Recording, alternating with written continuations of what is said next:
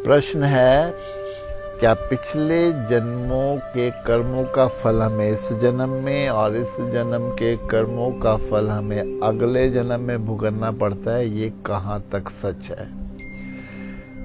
जन्म से पहले और मृत्यु के बाद का रहस्य तो मनुष्य के लिए अभी भी रहस्य बना हुआ है।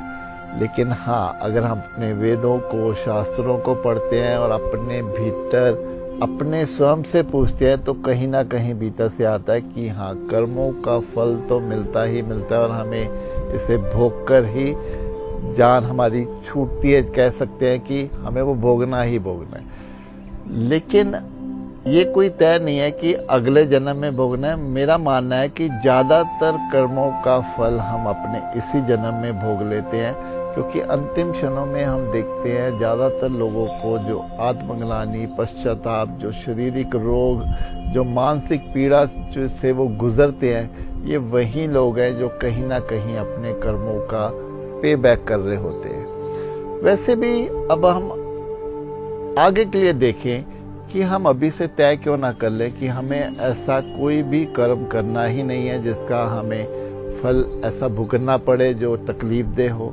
हम अच्छे ही कर्मों की ओर चले। अब तक जीवन में अगर हमारी मंशा थी या नहीं थी, हमारी नासमझी थी, जो भी था, अगर हमसे कुछ गलत कर्म हो भी गए हैं, हम उसके लिए अपने आप को अगर तैयार कर लेते हैं कि उसका जो भी फल होगा हम भुगतने को तैयार है, तब हम अपने भीतर शांत हो जाते हैं।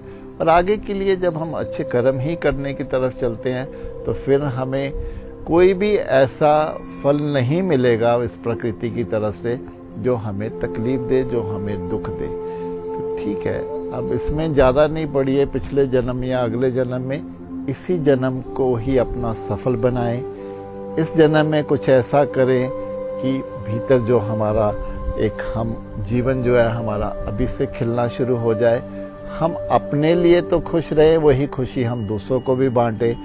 ये मैं मानता हूँ कि सबसे बड़ा कर्म है जो हम दूसरों को खुश करते हैं, मतलब उनको खुश रखते हैं, उनको सहयोग देते हैं, उनको प्रेम देते हैं, उनको ज्ञान में रखते हैं, उनको उनकी नेगेटिविटी से बाहर निकालते हैं। अगर ऐसा हम करने में सक्षम हो जाते हैं तो शायद पिछले कर्मों का भी जो हमसे गलत हुआ है उसका फल भी फिर हमें शायद नहीं भोगना पड़ता।